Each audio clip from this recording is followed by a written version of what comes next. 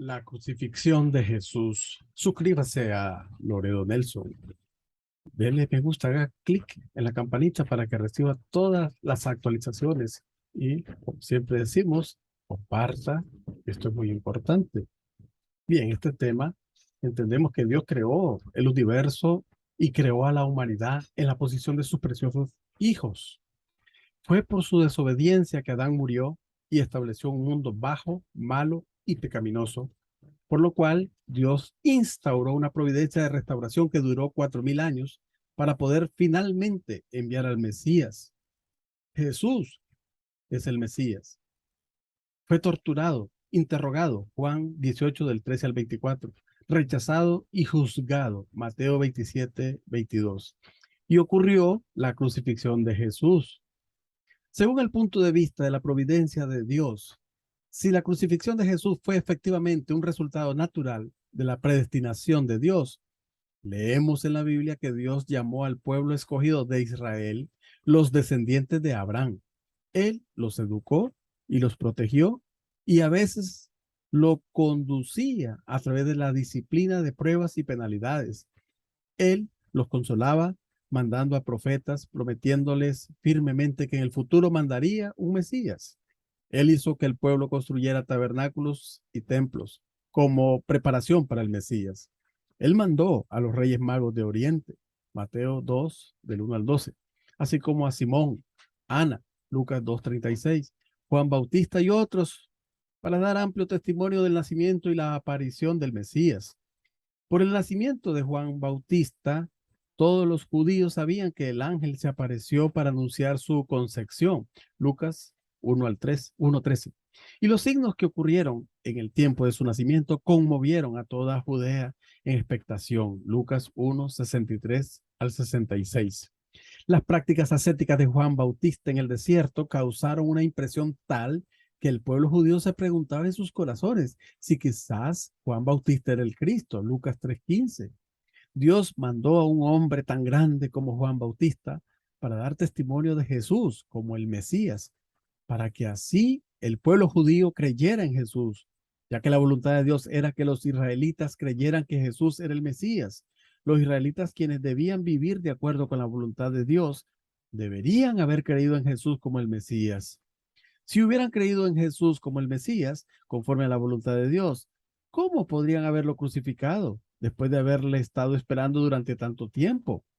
Según las palabras y acciones de los discípulos relatadas en la Biblia, la crucifixión de Jesús provocó un sentimiento común, evidente entre los discípulos en relación con la muerte de Jesús.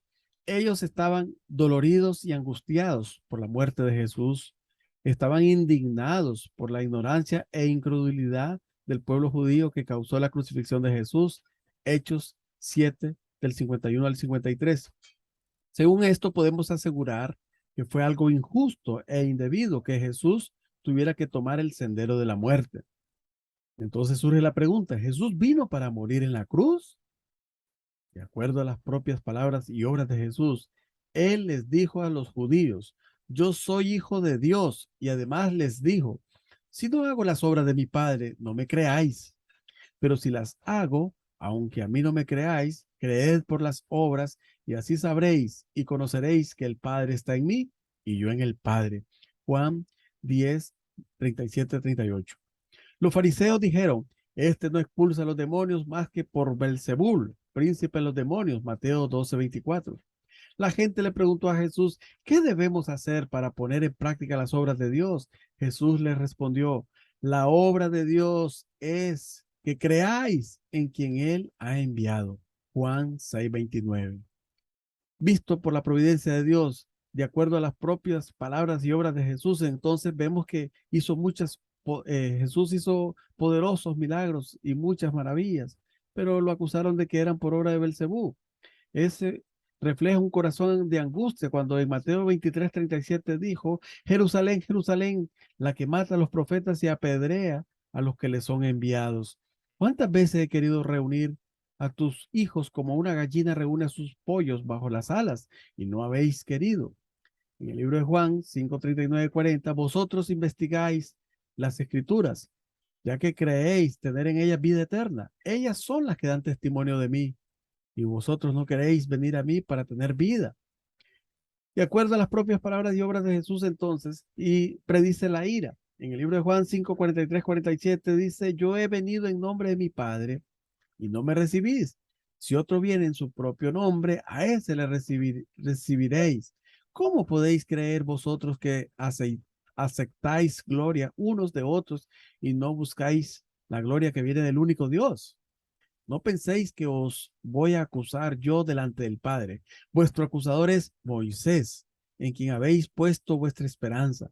Porque si creyerais a Moisés, me creeríais a mí, porque él escribió de mí. Pero si no creéis en sus escritos, ¿cómo vais a creer en mis palabras? En Mateo 23, del 36, 34, por eso he aquí que yo envío a vosotros profetas, sabios y escribas. A unos los mataréis y los crucificaréis, a otros los azotaréis en vuestras sinagogas y los perseguiréis de ciudad en ciudad, para que caiga sobre vosotros toda la sangre inocente derramada sobre la tierra, desde la sangre del inocente Abel hasta la sangre de Zacarías, hijo de Baraquías, a quien matasteis entre el santuario y el altar. Y en el 36 dice, yo os aseguro, todo esto recaerá sobre esta generación. De acuerdo al testimonio de los discípulos, Esteban dice en Hechos 7, 52, 53, que mataron a los que anunciaron de antemano la venida del justo, de quien ahora vosotros habéis sido entregadores y asesinos, vosotros que recibisteis la ley por disposición de ángeles y no la guardasteis. 1 Corintios 8 habla Pablo que si hubieran entendido y conocido la verdad de Dios que daba a Cristo, no lo hubieran asesinado.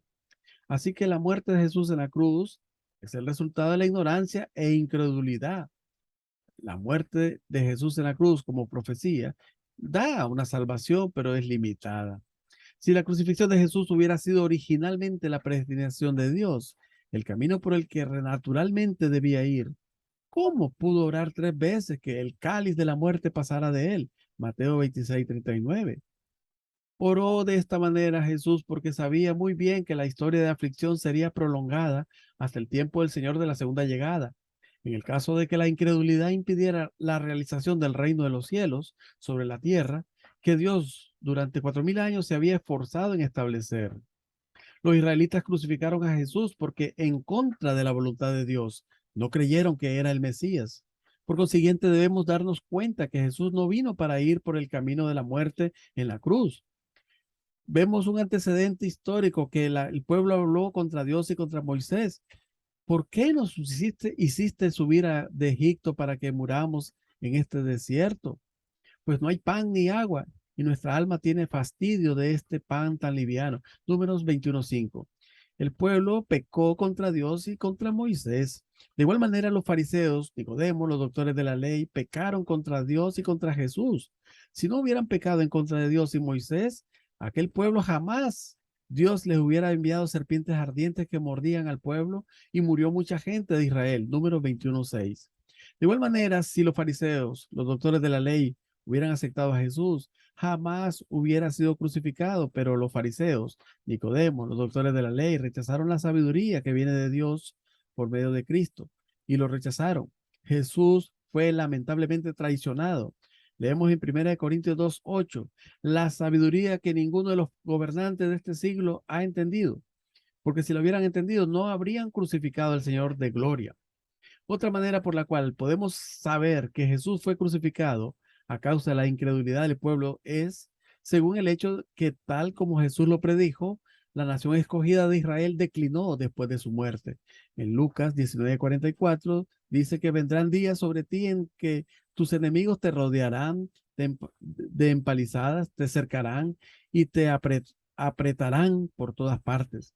Te estrellarán contra el suelo a ti y a tus hijos que estén dentro de ti y no dejarán en ti piedra sobre piedra, porque no has conocido el tiempo de tu visita. Escuchamos, leemos en Isaías 9, del 6 al 7, que había una profecía de la llegada del Mesías Cristo, porque un niño nos ha nacido, un hijo se nos ha dado, el señorío reposará en su hombro, y le llamarán admirable consejero, Dios poderoso, siempre Padre, príncipe de paz. Grande es su señorío y la paz no tendrá fin. Sobre el trono de David y sobre su reino para restaurarlo y consolidarlo por la equidad y la justicia. Desde ahora y hasta siempre el celo de Yahvé Sebaot hará eso. Esta predicción indica que Jesús vendría en el trono de David y establecería un reino por toda la eternidad. Entonces, Isaías 9 del 6 al 7 dice claramente que viene el Señor para gobernar. La predicción de Isaías 9 del 6 7 indica que Jesús vendría en el trono de David y establecería un reino por toda la eternidad. Por lo tanto, un ángel se apareció a María en el tiempo de la concepción de Jesús y le dijo, vas a concebir en el seno y vas a dar a luz a un hijo, a quien pondrás por nombre Jesús. Él será grande y será llamado Hijo del Altísimo, y el Señor Dios le dará el trono de David, su padre. Reinará sobre la casa de Jacob por los siglos y su reino no tendrá fin. Lucas 1, del 31 al 33. Dios había llamado a los israelitas la nación escogida y les había dirigido a través de aflicciones y penalidades durante 2000 años a partir de Abraham. Con el fin de establecer el eterno reino de Dios en la tierra, mandando a Jesús como el Mesías, Jesús vino como el Mesías, pero debido a la incredulidad y persecución del pueblo, fue crucificado. Desde entonces los judíos han perdido la calificación para ser el pueblo escogido y han sido dispersados, sufriendo persecución hasta nuestros días. Este fue el castigo por el crimen de haber asesinado al Mesías, a quien debían servir, impidiéndole realizar el propósito de la providencia de la salvación. No solo eso, sino que como castigo por ese pecado colectivo, después de Jesús, muchos creyentes tuvieron que sufrir también la tribulación de la cruz. Muchas gracias por su atención y como siempre decimos, este tema es muy importante. Comparta, comparta, es muy importante.